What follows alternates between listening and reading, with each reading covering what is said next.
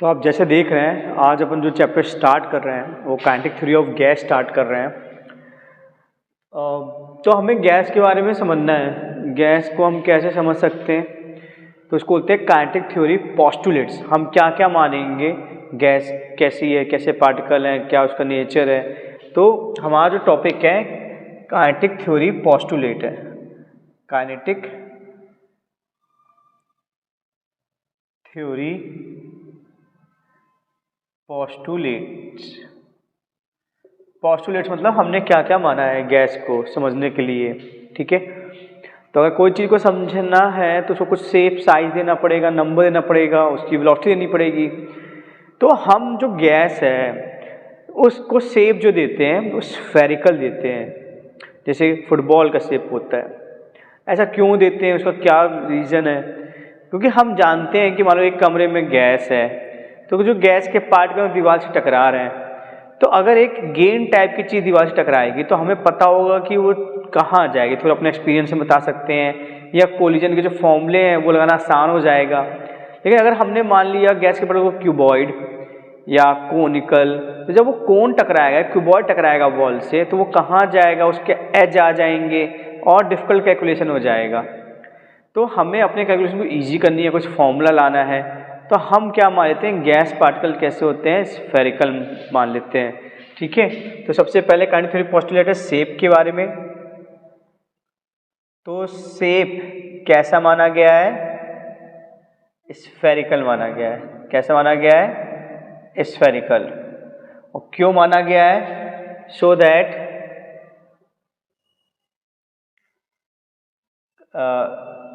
Calculation of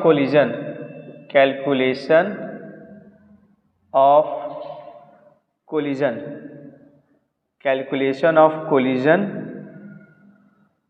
become easy, जिससे कि collision की जो कैलकुलेशन है वो क्या हो जाए, ईजी हो जाए। ठीक है, तो शेप तो हो गया। अब साइज हम गैस के मतलब को छोटा माने मच्छर जैसा, या बड़ा माने हाथी जैसा। तो आप सोचिए हम क्या मानेंगे। मैं लिखता हूँ सेकंड जाते हैं साइज पे।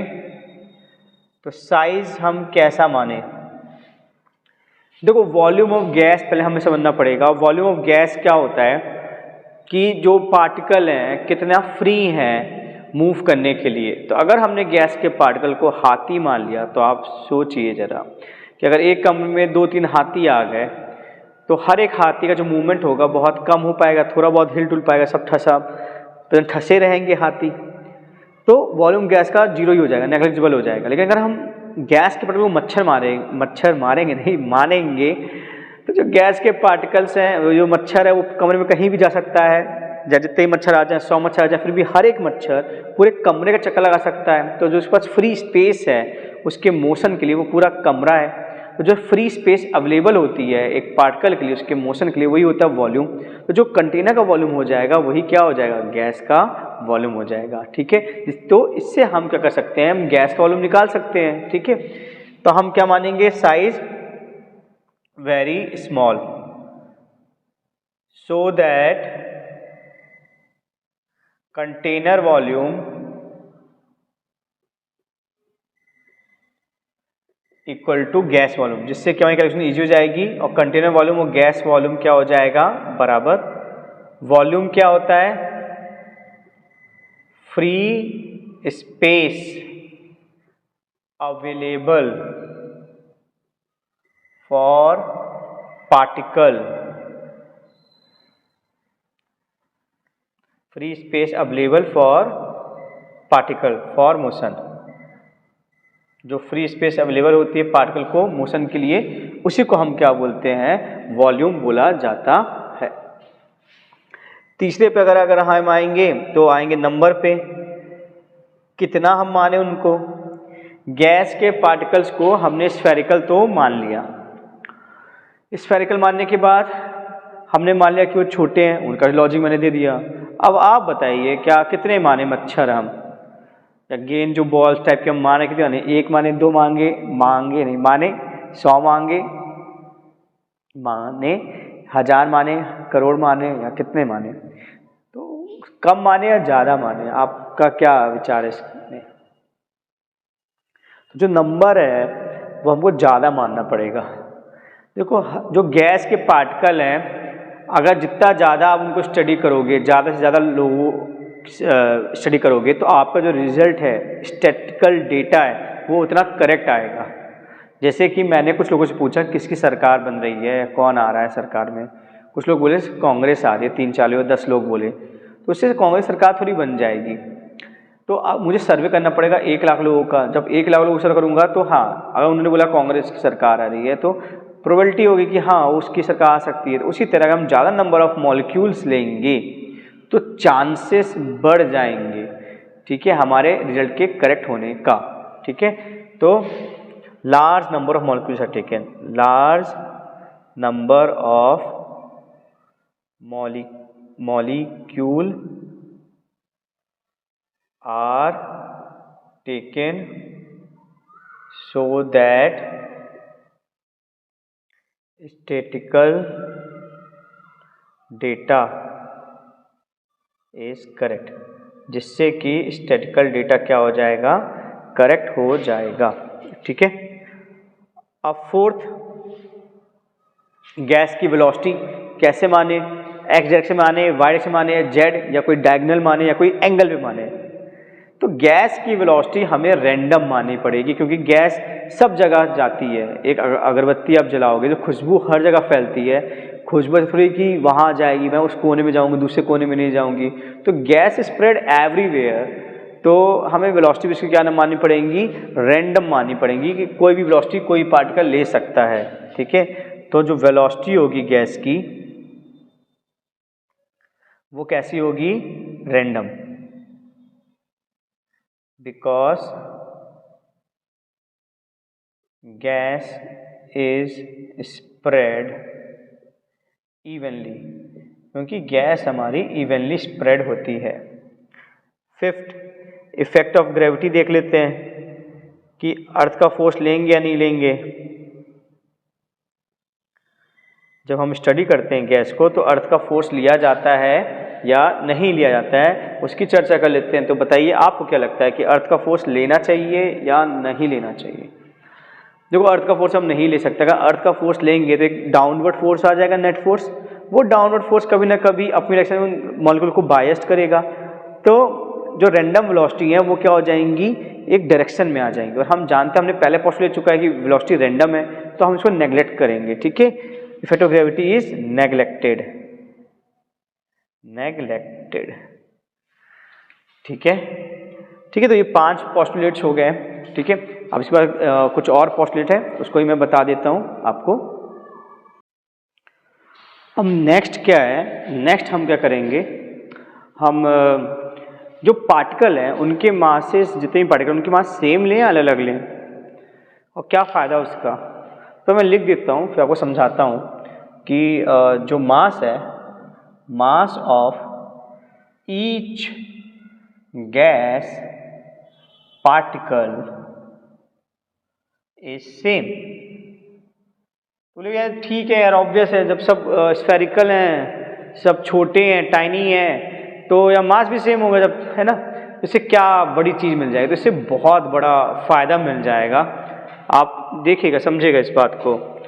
मास सेम होने से क्या फ़ायदा होता है, जब मास सेम होता है, मान लो ये जा रहा है 5 की स्पीड से और ये जा रहा है 2 की स्पीड से, जब ये टकराएंगे ना, तो टकराने के बाद ये वेलोसिटी ले लेगा 2 की, ये ए वाला, और ये बी वाला ले लेगा 5 की।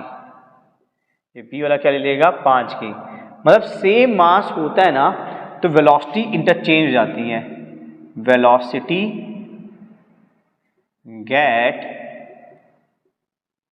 इंटरचेंज, वेलोसिटी क्या हो जाती है, इंटरचेंज होती है, अदला बदली हो जाती है। तो कितना आसान रिजल्ट हम प्रिडिक्ट कर पाए, अगर मास सेम हो तो बस वेलोसिटी क्या कर दो, इंटरचेंज कर दो। इसे हम मानते हैं गैस ऑफ ईच पार्टिकल क्या है, सेम। अब इसका यूज बहुत ज़्यादा होगा जब हम डेरिवेशन करेंगे प्रेशर ऑफ गैस का। ठीक है, तो इतने हमारे पोस्टुलेट्स हो गए जो मेन हमारे पोस्टुलेट थे। एक और पोस्टुलेट है collision is considered to be elastic। Collision को हम इलास्टिक मानेंगे। इलास्टिक मतलब होता है कि जब ये गैस के पार्टिकल दीवार से टकराएंगे तो चिपक नहीं जाएंगे, प्लास्टिक कोलिजन नहीं होगा, सेपरेट होंगे और लॉस ऑफ एनर्जी भी नहीं होगी। ठीक है, और कैलकुलेशन इजी हो जाएगा। No loss of energy, no loss of energy, speed remain same, speed remain same. Collision के बाद स्पीड वही होगी जो कोलिजन के पहले होगी, क्योंकि कोलिजन कैसे है, इलास्टिक कोलिजन है, तो कैलकुलेशन काफ़ी इजी हो जाएगी हमारी।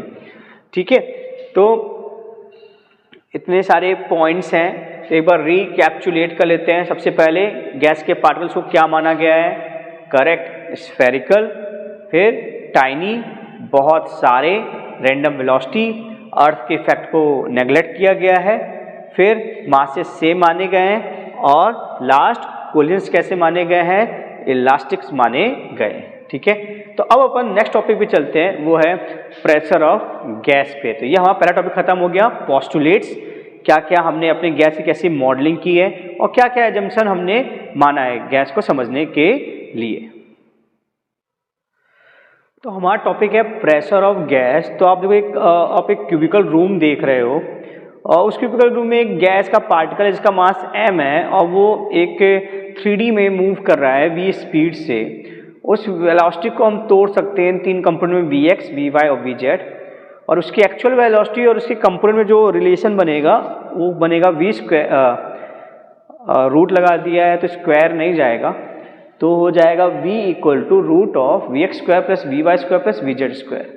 तो अभी समझने के लिए हम गैस के पार्टिकल का x कंपोनेंट देख रहे हैं, और कौन सा प्लेन देख रहे हैं, yz प्लेन।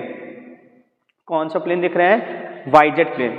तो जो ये वाला प्लेन है ये है yz प्लेन।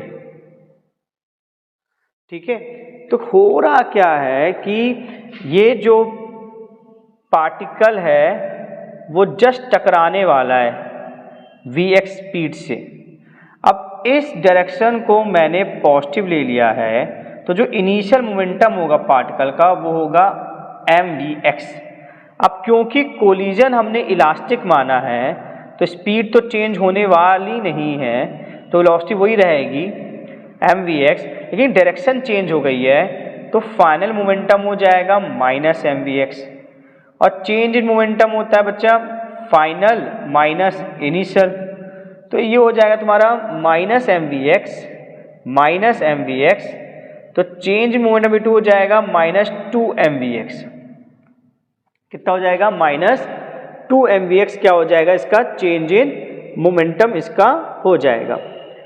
ठीक है, तो अब इसमें क्या है कि हम एक्चुअली तो इसने वॉल ने इतना ही इसका मोमेंटम चेंज किया माइनस 2mvx, लेकिन अब इसके बाद टकराने के बाद ये कहाँ जाएगा, अपोजिट फेज जाएगा। जैसे इस फेज से टकराया है, अब जाएगा अपोजिट फेज।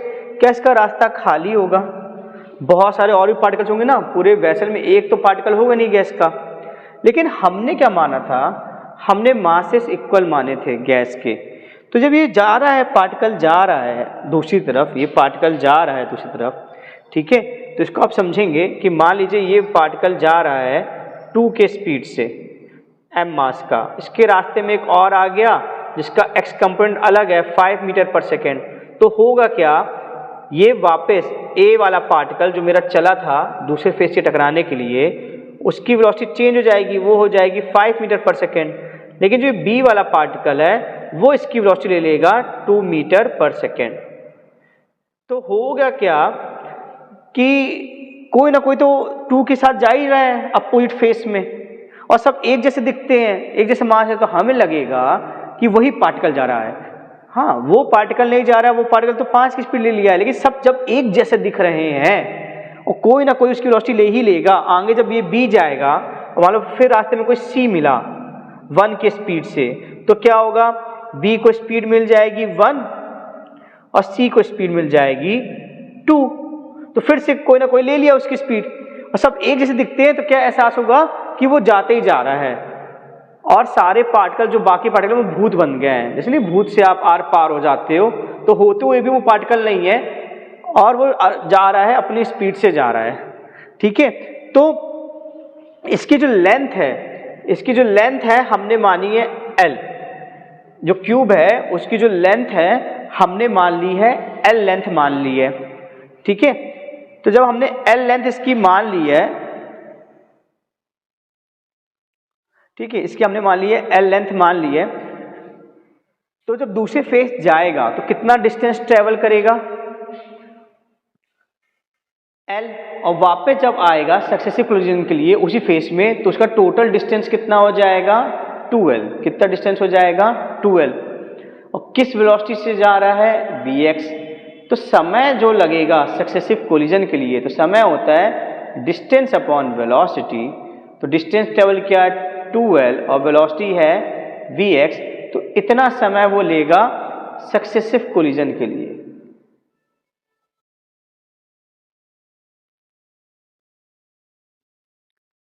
फिर से कोलाइड होने के लिए इतना समय लेगा।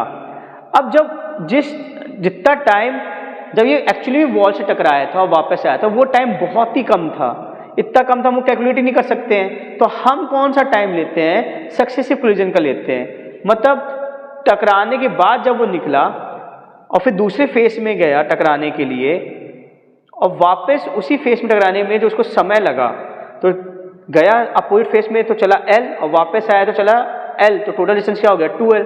और स्पीड किस स्पीड से जा रहा है vx, तो समय जो लगेगा सक्सेसिव कोलिजन में वो क्या लगेगा 2L/vx। तो हम यही समय लेते हैं। ठीक है, ये भी आप एग्जाम्पल ले सकते हो कि जो कोलिजन विद वॉल का टाइम है वो नहीं लिया जाता है। कौन सा टाइम लिया जाता है, सक्सेसिव कोलिजन का टाइम लिया जाता है। अब इससे क्या होगा, सक्सेसिव कोलिजन टाइम से क्या होगा, हमें तो निकालना है प्रेशर, निकालना है गैस का। तो सारे स्टेप्स इंपॉर्टेंट है। तो फिर देखिए एक वेसल है, वेसल में एक गैस का पार्टिकल माना है m मास का, जिसकी वेलोसिटी v है। इस वेलोसिटी को हम तोड़ सकते हैं कंपोनेंट फॉर्म में। हम x कंपोनेंट लेते हैं और ये फेस लेते हैं yz। तो वो गया टकराया और वापस आया। ठीक है, तो ये हो गया फर्स्ट कोलिजन। फिर जाएगा अपोजिट फेस में जाएगा, फिर वापस आएगा, तो क्या होगा सेकंड कोलिजन। जो समय लेगा वो इतना लेगा। ठीक है, और उसका इस समय में कितना मोमेंटम चेंज हो गया है -2mvx। तो हम जानते हैं कि फोर्स और चेंज इन मोमेंटम में एक रिलेशन होता है। फोर्स और चेंज इन मोमेंटम में रिलेशन होता है। क्या रिलेशन होता है फोर्स और चेंज इन मोमेंटम में, वो हमें देता है न्यूटन सेकंड लॉ। तो न्यूटन सेकंड लॉ क्या बोलता है, जो फोर्स है वो होता है change in momentum upon time. तो चेंज इन मोमेंटम क्या था 2mvx और टाइम क्या था 2L/vx। तो 2 और 2 कैंसिल हो जाएगा, तो वॉल के द्वारा फोर्स जो लगेगा गैस पार्टिकल में वो लगेगा -mvx²/L। तो न्यूटन थर्ड लॉ के अनुसार जो गैस का पार्टिकल लगाया है वॉल पे, वो उसका अपोजिट लगेगा, तो क्या हो जाएगा +mvx²/L। तो ये वन पार्टिकल लगाया है, फोर्स बाय वन पार्टिकल। लेकिन क्या एक ही पार्टिकल है क्या पूरे वेसल में, एक तो पार्टिकल नहीं है। तो जो टोटल फोर्स होगा वो क्या होगा F1 + F2 + F3 and so on. क्या होगा mvx1² mvx2² mvx3² and so on. m/l क्या हो जाएगा कॉमन, और क्या फंसेगा vx1² + vx2² + vx3² and so on. ये आ जाएगा, तो ये हो जाएगा total force on yz plane. ये क्या आ जाएगा total force on yz plane सभी पार्टिकल्स के द्वारा। अब इसको कैसे सॉल्व किया जाए, तो बताते हैं। आप इसको आप कर दो ऊपर नीचे कैपिटल N का मल्टीप्लाई। ये vx1², ये हो जाएगा vx2², ये हो जाएगा vx3² एंड सो ऑन। ऊपर नीचे कैपिटल N का मल्टीप्लाई डिवाइड कर दो। Mass of one particle, total number of particles, ये हो जाएगा टोटल मास कैपिटल N। अब ये यहाँ पे क्या है, वेलोसिटी को स्क्वायर किया गया है और फिर मीन लिया है, तो इसको बोलते हैं मीन स्क्वायर। एक्स डायरेक्शन में पहले स्क्वायर किया गया है, फिर मीन किया गया है, तो एक्स डायरेक्शन में किया गया है, तो मीन स्क्वायर। इसको क्या बोलते हैं मीन स्क्वायर। इसी मीन स्क्वायर को हम क्या लिख सकते हैं,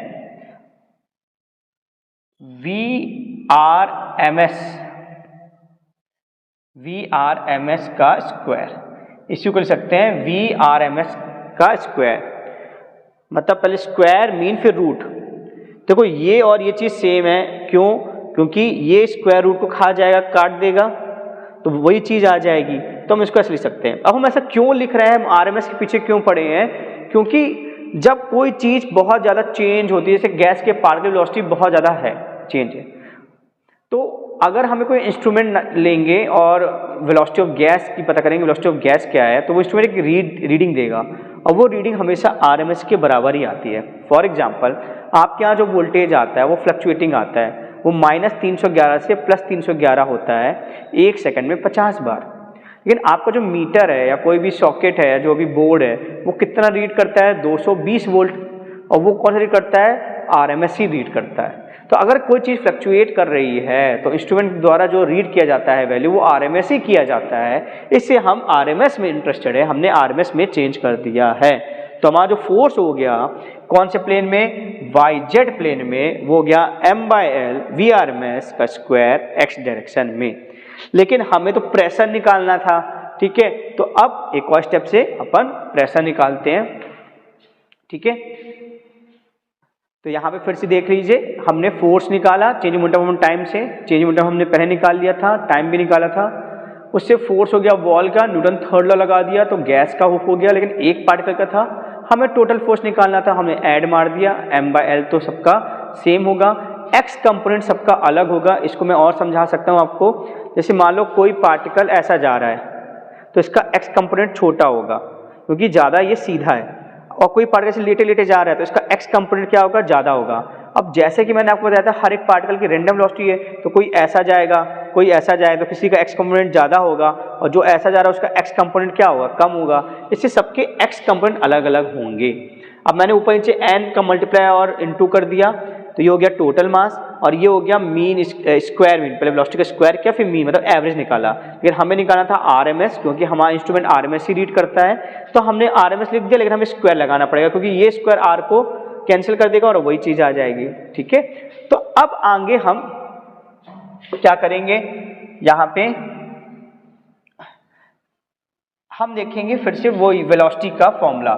हमने आपको वेलोसिटी का फॉर्मूला क्या लिखवाया था, v square equal to vx का स्क्वायर प्लस vy का स्क्वायर प्लस vz का स्क्वायर, यहीं से स्टार्ट किया था।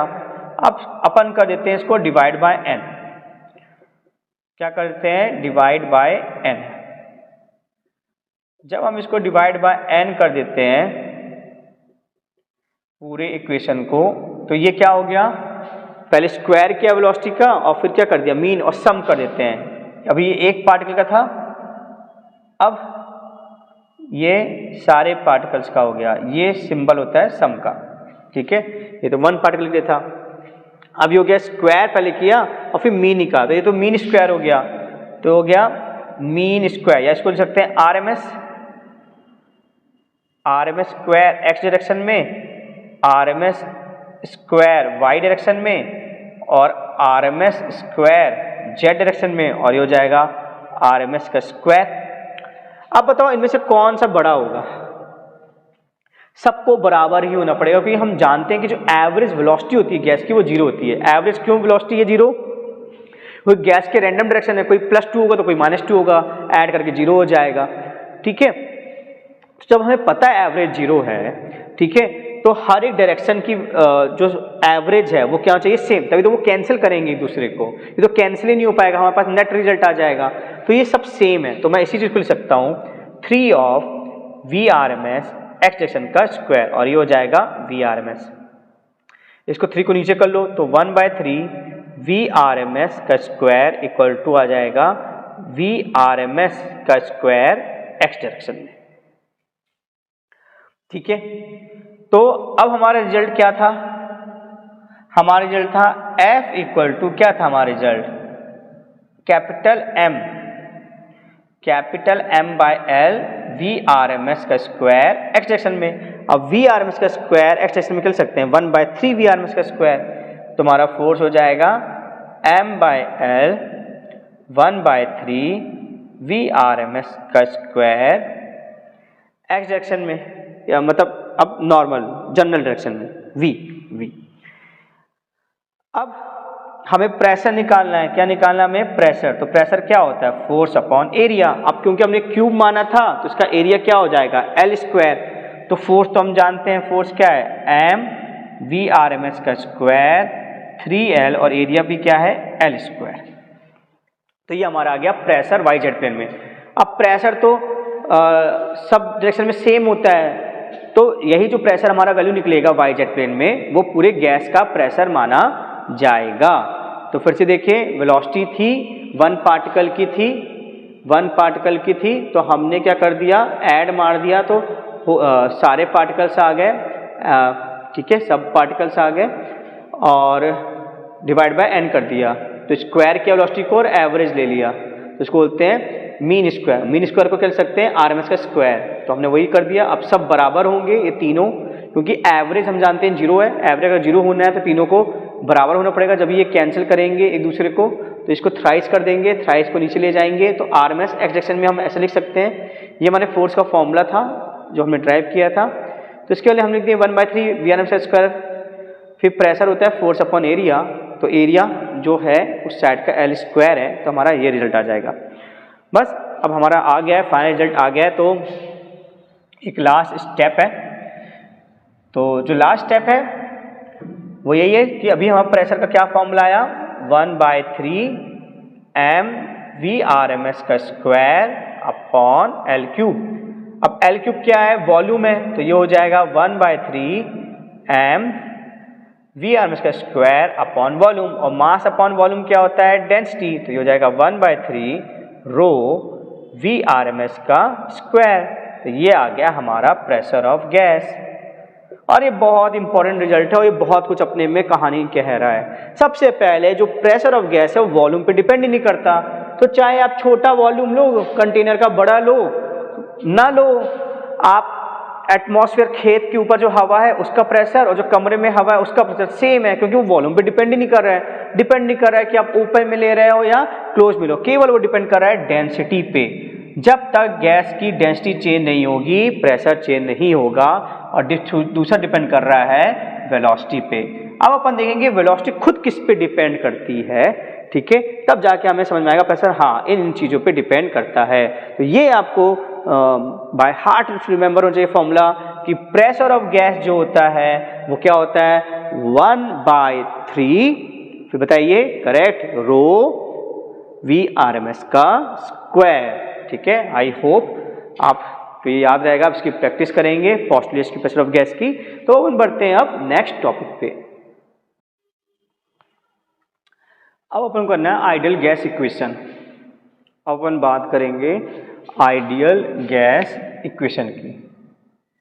हमें बात करना है, चर्चा करना है आइडियल गैस इक्वेशन। देखो, जो गैस है उसका जो स्टेट है, गैस का जो स्टेट है वो होता है प्रेशर, वॉल्यूम और टेम्परेचर। मतलब हम गैस को इतने ही पैरामीटर में स्टडी करते हैं। टेम्परेचर, ठीक है, हम गैस को इतने ही पैरामीटर में स्टडी करते हैं। अब इन सब में रिलेशन क्या होता है वो हमें देखना है। ठीक है, तो गैस को स्टडी किया जाता है, उसके जो स्टेट होते हैं प्रेशर, वॉल्यूम है। और व्हेन स्टेट चेंज वी से process done. When state change, जब स्टेट चेंज होता है वी से प्रोसेस इज डन, तो क्या हो जाता है? प्रोसेस हो जाता है। ठीक है, तो देखते हैं हम लोग कौन कौन सा क्या क्या रिलेशन है इनमें। तो सबसे पहले आप देखिए कि पहला आता है बॉयल्स लॉ आता है। बॉयल्स लॉ, बॉयल्स लॉ बोलता है कि pressure is inversely proportional to volume जब मास कांस्टेंट हो और टेम्परेचर कांस्टेंट हो। ठीक है, जब ये कंडीशन हो तो उसको बोलते हैं बॉयल्स लॉ। फिर बच्चा आता है चार्ल्स लॉ। तो चार्ल्स लॉ बोलता है volume is proportional to temperature जब प्रेशर कांस्टेंट हो और मास कांस्टेंट हो। जब प्रेशर और मास कांस्टेंट होता है तो वॉल्यूम क्या होता है, प्रोपोर्शनल होता है टेम्परेचर के। आप टेम्परेचर बढ़ाओगे तो वॉल्यूम भी अपने आप बढ़ जाएगा। अगर हम मैथ देखें तो वॉल्यूम के लिए हम टेम्परेचर लिख सकते हैं, तो मैथ के अकॉर्डिंग क्या होगा, according to math P is inversely proportional T होगा, लेकिन ये नहीं होता है, इसलिए आप फिजिक्स को फिजिक्स जैसे ही लेना पड़ेगा। जो है भगवान ने नियम बनाए हैं, जो डिस्कवर करते हैं साइंटिस्ट, आपको वही समझना पड़ेगा। तो गे लुसेक ने क्या डिस्कवर किया, pressure is directly proportional to temperature जब वॉल्यूम कांस्टेंट हो और मास कांस्टेंट हो। ठीक है, तो मैथ के अकॉर्डिंग तो उसने दे दिया, इनवर्स दे दिया, लेकिन भाई लॉ क्या कहता है, क्या डिस्कवरी हुई, ये डिस्कवरी हुई। ठीक है, फिर फोर्थ है एवोगाड्रो लॉ। तो एवोगाड्रो लॉ बोलता है volume is proportional to number of mole. ठीक है, जब यहाँ पे P T क्या हो, कांस्टेंट हो, तो जितने ज़्यादा नंबर ऑफ मोल होंगे उतना ज़्यादा वॉल्यूम होगा। और नंबर ऑफ मोल होते हैं मास अपॉन मॉलिक्यूलर मास या number of particles upon Avogadro number, जो होता है 6.022 10⁻23।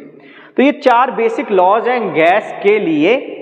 अब इनको हमें एक इक्वेशन में हमें इनको करना है, ढालना है। तो देखिए जो इक्वेशन बनेगा वो क्या बनने वाला है इक्वेशन, तो इक्वेशन बनने वाला है PV equal to PV proportional to NT। देखो जब आप इसको कांस्टेंट रखोगे तो ये इन्वर्स हो जाएगा, प्रेशर वॉल्यूम बॉयल्स लॉ हो जाएगा। जब प्रेशर और इसको कांस्टेंट रखोगे तो V प्रोपोर्शनल T हो जाएगा, और जब इन दोनों को कांस्टेंट रखोगे तो P प्रोपोर्शनल T हो जाएगा, और जब P और T को कांस्टेंट रखोगे तो V प्रोपोर्शनल टू N हो जाएगा। तो सब कुछ हो गया। अब जब एक कांस्टेंट आता है तो इसमें कांस्टेंट आता है R, जिसको बोलते हैं गैस कांस्टेंट, इसको बोलते हैं यूनिवर्सल गैस कांस्टेंट, और इसकी वैल्यू होती है 8.31। ठीक है, तो ये हमें याद रखना है। और ये हमारा जो फॉर्मूला है सरकारी फॉर्मूला है। इसको हम सरकारी फॉर्मूला क्यों बोलते हैं, क्योंकि ये सब में इस्तेमाल हो जाता है। कोई भी क्वेश्चन अगर गैस का है, ये जनरल फॉर्मूला से कोई कंडीशंस नहीं है। ठीक है, तो हम कोई भी कहीं भी इस्तेमाल कर सकते हैं ये equation PV equal to NRT, इसलिए इसको बोला जाता है सरकारी फॉर्मूला। ठीक है, क्लियर है आपको।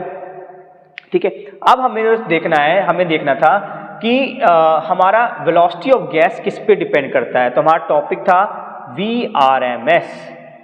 ठीक है, ऐसे बोलते हैं velocity of gas, velocity of gas. तो हमने अभी एक प्रेशर का इक्वेशन निकाला था P equal to 1/3 rho VRMS का स्क्वायर, और अभी हमने प्रेशर ऑफ गैस का फॉर्म निकाला nRT/V।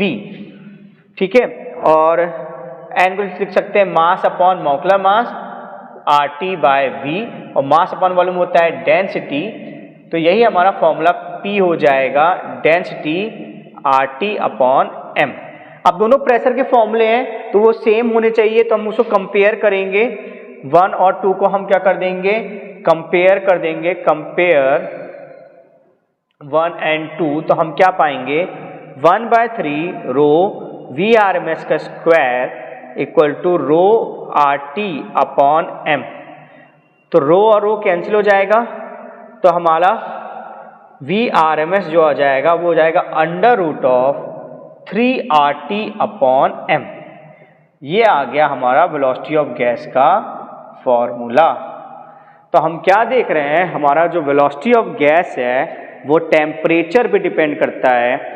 जितना ज़्यादा टेम्परेचर होगा गैस का उतनी ज़्यादा वेलोसिटी होगी, और डिपेंड करता है मॉलिक्यूलर मास पे। किस पे डिपेंड करता है, मॉलिक्यूलर मास पे। जितना ज़्यादा मॉलिक्यूलर मास होगा उतनी स्पीड क्या होगी, कम। तो अगर हम हीलियम और ऑक्सीजन की बात करें, अगर हम बात करते हैं हीलियम की और ऑक्सीजन की बात करें, तो किसकी वेलोसिटी ज़्यादा होगी, तो VRMS हीलियम का क्या होगा, ज़्यादा होगा किससे, VRMS ऑक्सीजन से। क्यों, क्योंकि जो हल्का होगा उसकी वेलोसिटी ज़्यादा होगी, और हम जानते हैं हीलियम का मास कम होता है, ऑक्सीजन क्या होता है, ज़्यादा होता है। ठीक है। तो आई होप ये टॉपिक को समझ में आ गया है। अब अपन नेक्स्ट टॉपिक पे चलेंगे, वो है हमारा next topic kinetic energy of gas. अब देखो हम माने थे, एक एजम्पशन मैं भूल गया हूँ, वो नोट कर लेना। हम मान के चलते हैं कि force of attraction between molecule of gas is negligible. हम ये मान के चलते हैं कि गैस के मॉलिक्यूल के बीच में जो फोर्सेस होते हैं वो नेग्लिजिबल होते हैं। हम ये क्यों मानते हैं? इसके पीछे भी हमारी लालच है, क्योंकि अगर फोर्सेस हो जाएंगे तो हम जानते हैं एक रिलेशन होता है F = du/dx। एनर्जी ये है पोटेंशियल एनर्जी और ये है फोर्स के बीच में। तो अगर हमें पोटेंशियल एनर्जी निकालना है तो हमें फोर्स पता होना चाहिए। अब अर्थ का फोर्स तो हम जानते हैं mg। एक मॉलिक्यूल दूसरे मॉलिक्यूल पे कितना फोर्स लगा रहा है अट्रैक्शन का, किस पे डिपेंड है? r² होगा, r³ होगा, हम नहीं जानते, हम फॉर्मूला नहीं जानते कौन सा वो फोर्स किस किस चीज़ों में डिपेंड कर रहा है। तो हम पोटेंशियल एनर्जी कहाँ से निकाल पाएंगे? इसलिए हम मान के चलते हैं कि फोर्स ही नहीं है। फोर्स ही नहीं है तो पोटेंशियल एनर्जी नहीं है, तो केवल क्या होगी? Kinetic energy. इससे टॉपिक है काइनेटिक एनर्जी। हम एनर्जी नहीं पढ़ते, हम पढ़ते हैं काइनेटिक एनर्जी। तो काइनेटिक एनर्जी का फॉर्मूला हम जानते हैं। काइनेटिक एनर्जी का फॉर्मूला होता है ½ m v²। तो ये हो जाएगा v/RMS का स्क्वायर पहला पार्टिकल का, ½ m v/RMS का स्क्वायर दूसरे पार्टिकल का, ठीक है, ये हम जानते हैं, एंड सो ऑन। तो ½ m कॉमन हो जाएगा और ये क्या हो जाएगा? v। या हम डायरेक्टली लिख सकते हैं जो काइनेटिक एनर्जी है ½ टोटल मास और टोटल जो स्पीड है RMS का स्क्वायर। अब हमने VRMS का वैल्यू देखा है, क्या होता है? 3RT/ molecular mass. ये क्या है? Molecular mass. अब मास अपॉन मॉलिक्यूलर मास क्या होता है? मोल्स।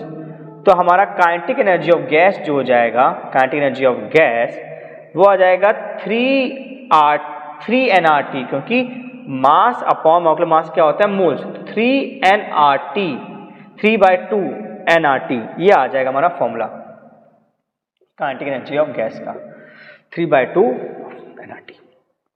अब इसमें मेन क्या है कि इसी को बोलते हैं इंटरनल एनर्जी। क्या बोलते हैं? Internal energy. क्योंकि अंदर की तो एनर्जी है, वैसल थोड़ी मूव कर रहा है, उसके अंदर जो पार्टिकल्स हैं, गैस के पार्टिकल, वो मूव कर रहे हैं। तो ये बाहर की एनर्जी नहीं है, अंदर की एनर्जी है। तो इंटरनल एनर्जी क्या हो जाएगा? 3/2 NRT, और इसको डिनोट करते हैं U से।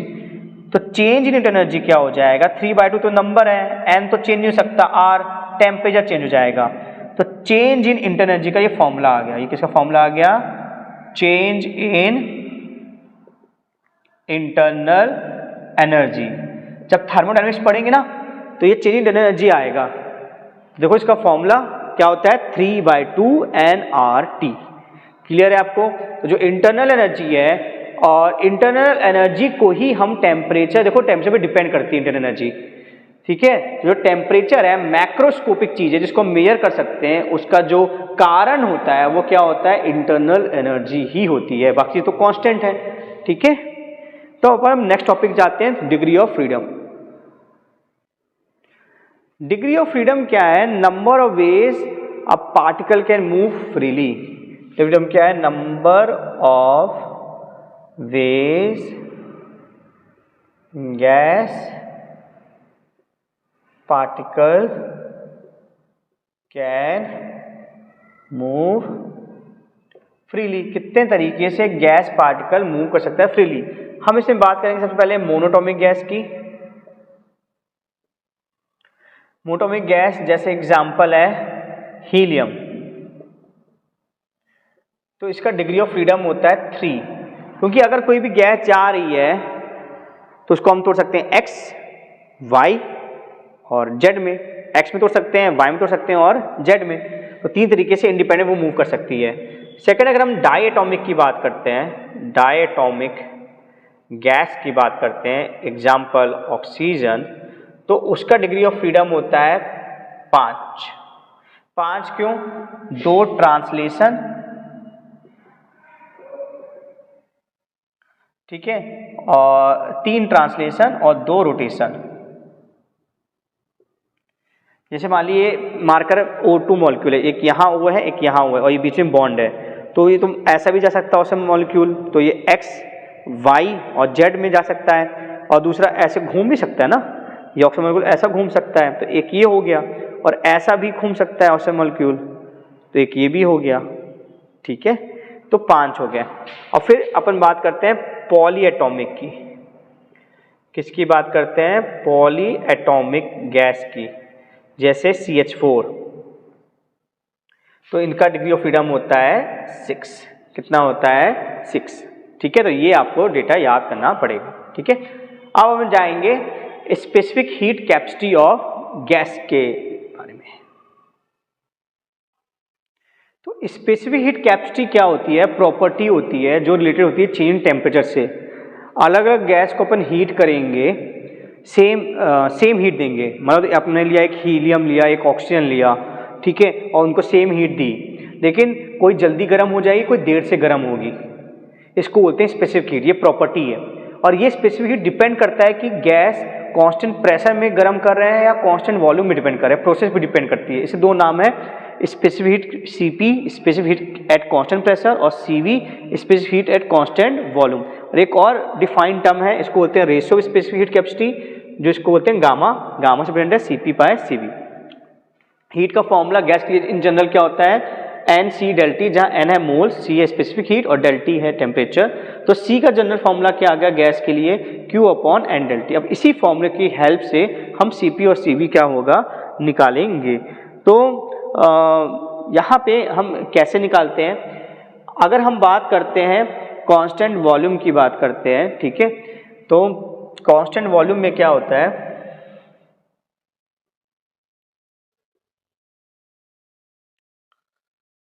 कांस्टेंट वॉल्यूम में क्या होता है?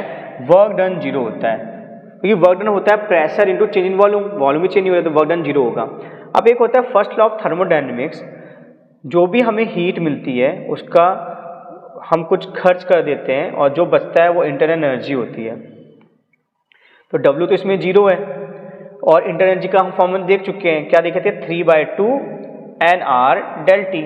अब यहाँ 3 क्या बता रहा है कि हमारी गैस मोनोटॉमिक है, लेकिन जरूरी नहीं है कि हमारी गैस मोनोटॉमिक है, तो जनरल फॉर्मूला क्या हो जाएगा? 3 के बदले हम F रख देंगे। अगर मोनोटॉमिक होगा तो ये 3 हो जाएगा, डाई होगा तो 5 हो जाएगा, और पॉली होगा तो 6 हो जाएगा। तो FnR∆T/2 ये हमारा Q हो जाएगा। अब Q की वैल्यू हम यहाँ रख देते हैं, ठीक है, तो क्या हो जाएगा? F/2 nR∆T, और नीचे भी कौन बैठा है?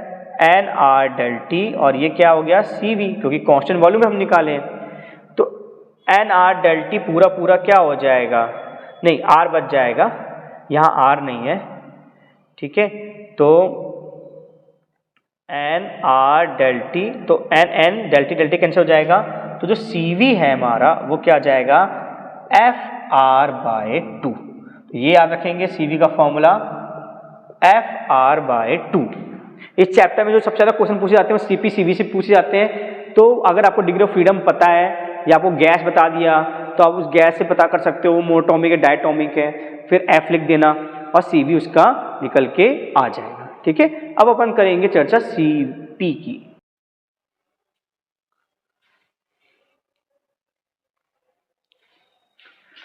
तो हम जानते हैं C का फॉर्मूला क्या होता है? Q/N∆T। अब हम CP की बात कर रहे हैं, मतलब कांस्टेंट प्रेशर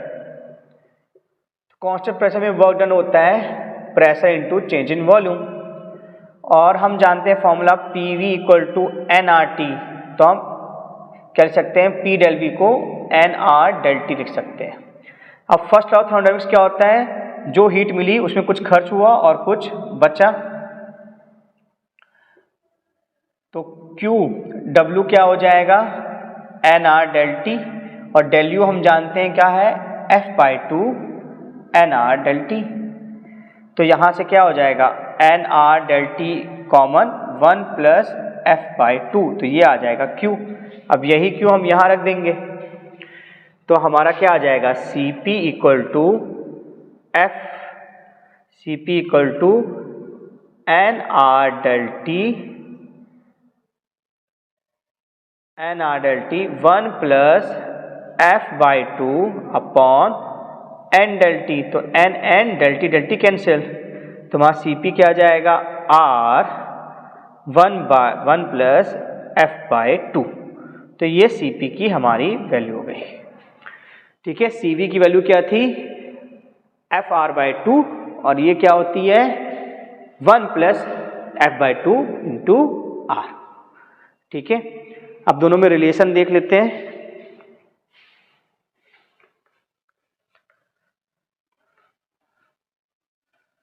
तो जो रिलेशन होता है, relation between Cp and Cv, तो Cp माइनस Cv कर देते हैं। तो देखिए क्या होता है, ये क्या था r f/2 प्लस 1 और ये क्या था f/2r। तो ये क्या हो जाएगा fr/2 plus r minus fr/2। तो कितना बचेगा r। तुम्हारा रिलेशन क्या आ गया Cp minus Cv equal to r। Cp और Cv में केवल r का डिफरेंस होता है, इसी को बोलते हैं मेयर्स रिलेशन। क्या बोलते हैं मेयर्स रिलेशन। ठीक है, तो Cp और Cv में ये संबंध होता है, Cp minus Cv equal to क्या होता है r होता है। ठीक है, Cp माइनस Cv हमारा r के बराबर होता है। फिर गामा हमने देखा था, गामा क्या देखा था हमने Cp/Cv। तो Cp क्या है r f/2 प्लस 1 और ये क्या था r f/2। तो r कैंसिल, इसको सॉल्व करोगे तो क्या आएगा f+2/f और ये हो जाएगा f/2। तो क्या हो जाएगा Cp/Cv f+2/f f+2/2, यहाँ 2 आएगा, क्या आएगा 2। तो ये कैंसिल हो जाएगा, तो हमारा गामा क्या आ जाएगा f+2/f। तो हमें अगर गामा निकालना हो तो हम इस फॉर्मूले से गामा निकाल सकते हैं। ठीक है, रेशियो स्पेसिफिक गामा हम इस फॉर्मूले से निकाल सकते हैं f+2/f। ठीक है, नोट कर लीजिए। और अगर हमें ठीक है, तो इन शॉर्ट हमारे जो फॉर्मूले हो गए वो हो गया एक Cv का, क्या हो गया हमारा Cv का fr/2, Cp का r f/2 प्लस 1 और गामा का f+2/f। अब वो क्वेश्चन ऐसे देगा, मोनोटॉमिक गैस दे देगा, जैसे हीलियम का निकालो। तो हीलियम का Cv क्या हो जाएगा, डिग्री ऑफ फ्रीडम क्या होता है हीलियम के लिए 3 होता है। तो Cv क्या हो जाएगा 3r/2। Cp क्या हो जाएगा, ये हो जाएगा 3 यहाँ जाएगा 5, तो 5r/2 और गामा क्या हो जाएगा 5/3, क्या हो जाएगा गामा 5/3। फिर बोलेगा ऑक्सीजन के लिए निकालो Cp/Cv। तो हम जानते हैं ऑक्सीजन में कितना होता है 5, तो Cv तो हो जाएगा 5r/2 और Cp क्या हो जाएगा फॉर्मूला रखोगे तो 7r/2 और गामा क्या हो जाएगा 7/5। ठीक है, तो ये चीज़ काफ़ी ज़्यादा इम्पॉर्टेंट है। ये जो मैंने वैल्यूज़ निकाली हैं 4 और पूरी उसकी मैंने थ्योरीज बता दी आपको कि कहाँ से Cp कैसे डिराइव हुआ, Cv कैसे डिराइव हुआ, गामा कहाँ से डिराइव हुआ और ये वैल्यूज़ कैसे आई। ठीक है, थैंक यू सो मच।